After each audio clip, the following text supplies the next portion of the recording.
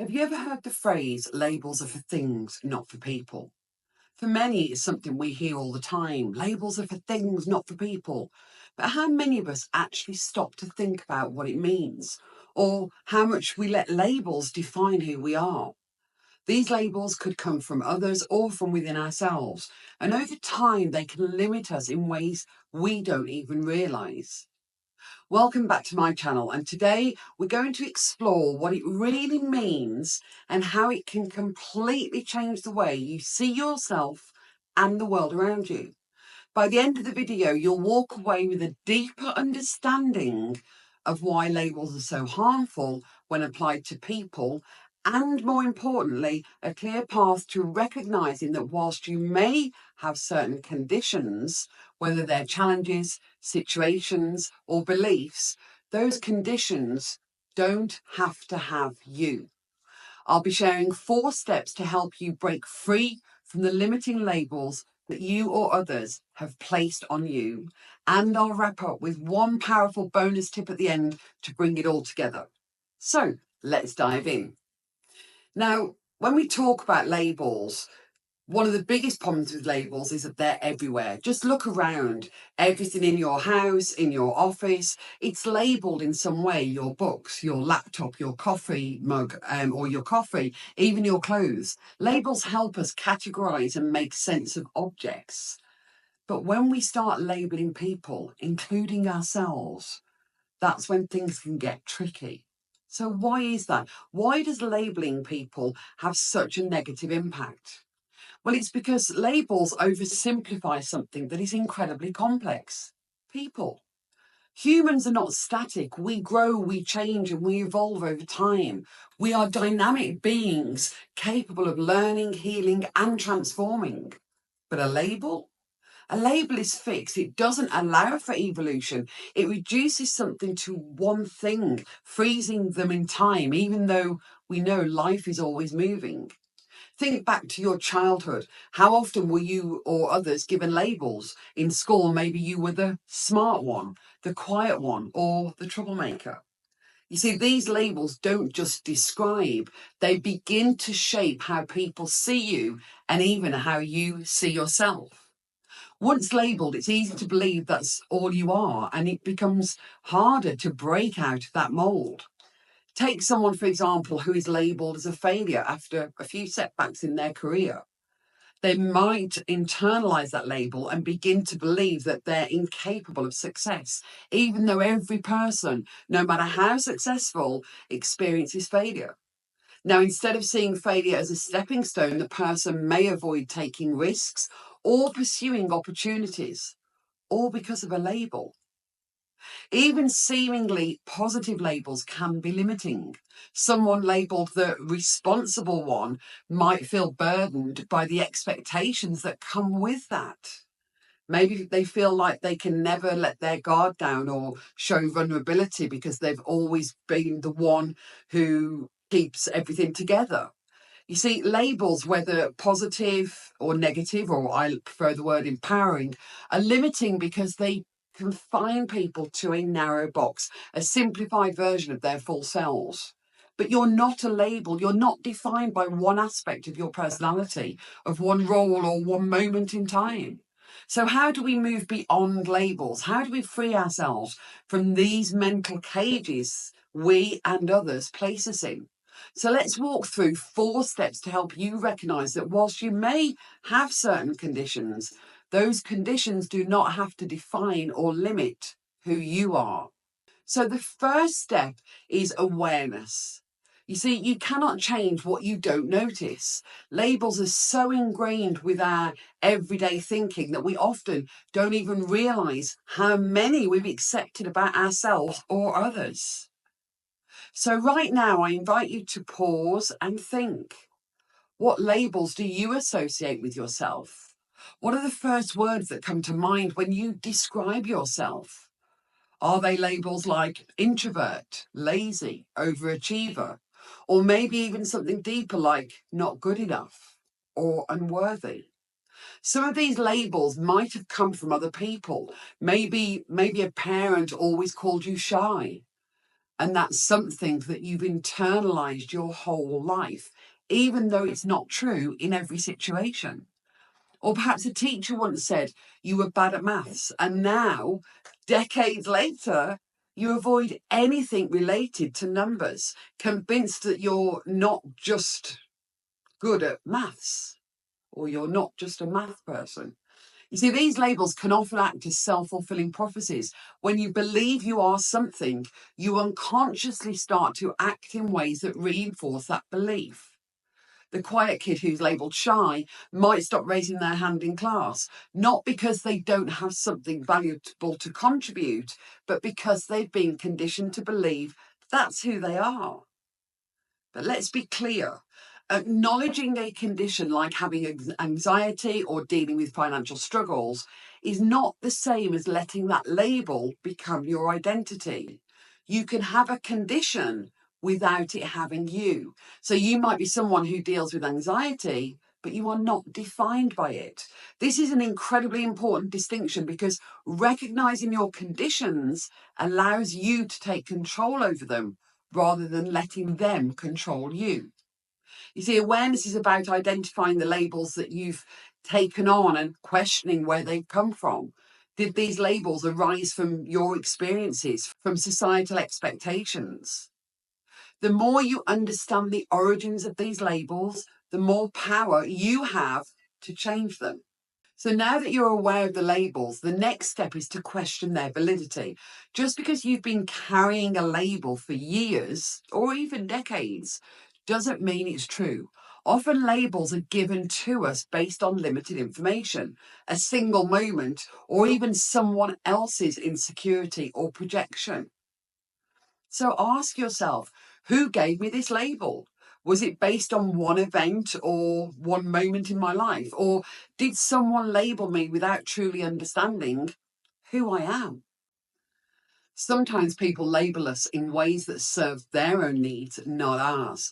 So maybe someone needed you to be the strong one, you to be the quiet one, or you to be the responsible one. But that label isn't a reflection of who you really are. Take a label like failure. Maybe you've had a few setbacks, but does that mean you're a failure? Of course not. Every single successful person has failed, often multiple times, before achieving their goals. The only difference is that they don't allow the label of failure to define them. They see failure as feedback, as a stepping stone to learn and grow. Similarly, think about labels like unworthy or undeserving. Maybe you've been in relationships where you weren't valued, and as a result, you've internalized this belief that you're not worthy of love or success. But is that really true? By questioning the validity of these labels, you start to strip them of their power. You create space to redefine yourself on your terms based on who you are now, not who you were when someone else gave you that individual label. It's important to know that labels don't just affect how we see ourselves, they also deeply influence how we relate to others. Think about the labels that you've placed on the people in your life, maybe your friends, your family, your colleagues, or even strangers. Often we define others based on a single characteristic or moment. Just as we've been labelled ourselves, we tend to carry that on. And the truth is, when we label others, we limit our ability to truly connect with them. For example, if you've labelled someone in your life as irresponsible, you might find yourself filtering everything they do through that lens. Even when they make an effort to be responsible, it actually may go unnoticed because your mind is already primed to see them a certain way. In this way, labels can create blind spots. You stop seeing the full complexity of the person in front of you, and instead you see only the narrow aspect of them that fits the label that you've assigned. This not only prevents you from building deeper connection and relationships, but also reinforces a fixed mindset for both you and the other person. You see, people are dynamic, constantly growing and changing, but when we label them, we often stop allowing for that evolution. How many times have you said something along the lines of, oh, that's just how they are? That's just what they're like. You see, it's easy to fall into this trap, but it's limiting for you and for them. Breaking free from labeling others requires the same process we apply to ourselves: awareness, questioning, and redefining. So start by asking yourselves, what labels have I assigned to the people closest to me? How have these labels impacted our relationship? Then challenge those labels. Just as you're not defined by a single label, neither are they. Allow space and growth and change both for yourself and the people in your life. When we drop the labels that we've placed on others, we open ourselves up to seeing them in a new light. And this is where true, authentic relationships are born. When we stop seeing people as one-dimensional and instead appreciate the full spectrum of who they are. By embracing this mindset, you'll notice that your relationships deepen, your conversations become more meaningful, and you create an environment where growth is not just allowed, but encouraged. You see, in the end, this process of letting go of our labels, both for yourself and others, it fosters healthier, more authentic connection. You'll find that your interactions become more compassionate, more understanding, and more supportive of the dynamic, ever evolving, always growing, and the ever evolving people that we all are. Step 3 is about redefining yourself. So now that you've identified and questioned your labels, it's time to create a new narrative. A narrative that reflects your growth, your potential, and your complexity. Redefining yourself doesn't mean rejecting your past or pretending that your experiences didn't happen. It means recognizing that you are more than any single label, more than any one condition or trait. So start by asking yourself, who do I want to be? What qualities do I want to nurture and grow in myself?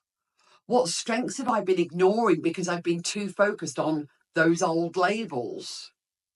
Affirmations are a powerful tool in this process. So instead of saying I'm not creative, try saying I'm learning to express my creativity in new ways every day. Instead of saying I'm bad at relationships, try I'm working on building healthier, more fulfilling relationships. You see, affirmations help you focus on the process of becoming rather than feeling trapped by a static label. Remember, you are allowed to evolve. You are allowed to change your mind about who you are and what you're capable of. Redefining yourself is not about perfection. It's about embracing the full range of who you are and who you can become. Redefining yourself is powerful, but it's not enough on its own. So the next step is that you need to take action that aligns with your new self-definition. This is where the transformation truly happens. Let's say you've redefined yourself as someone who is confident. What small step can you take every day to live out that confidence? Maybe it's speaking up in meetings, trying something new, or setting boundaries in relationships. Every time you take an action that aligns with your new identity, you reinforce that belief in yourself. Or if you've redefined yourself as financially responsible, what actions could you take today to live that out? It might be as simple as setting a budget or saving a small amount of money or educating yourself about personal finances. It's important to remember that growth doesn't happen overnight. It's a series of small, consistent actions that build up over time. And as you take these actions, you'll find that the old labels start to lose their grip on you. They no longer define who you are because you are actively creating a new version of yourself through your choices. So, as promised, I want to leave you with one powerful bonus tip as well. So this is all about self-compassion. So this journey of shedding labels and redefining yourself can be challenging. There will be moments when you slip back into old patterns of thinking, when you almost catch yourself believing in those old labels. And that's okay. It's crucial to be kind to yourself throughout this process. Growth is a journey, not a destination. You are allowed to make mistakes and you are allowed to evolve at your own pace. Compassion is key to ensuring that you don't fall back into old ways of thinking. Now, one practice that I highly recommend is journaling. Each day, write down one moment when you lived in alignment with your new self-definition. This simple act of reflection will help you stay grounded in your journey of growth. So, to wrap things up, remember that labels are for things, not for people. You are so much more than the labels that you or others have assigned to you. By becoming aware of these labels, questioning their validity, redefining yourself, and taking aligned action, you can start living in a way that fully embraces everything that you want to be, your full potential. So if you found this video helpful, please hit that like button, share it with someone who needs to hear this, and also don't forget to subscribe for more empowering content just like this. And lastly, I'd love to hear from you in the comments. What's one label you decided to let go of today? Let's support each other on this journey, and I will comment to everybody who tells me the label that they're letting go of. Thanks for watching, and I'll see you in the next video.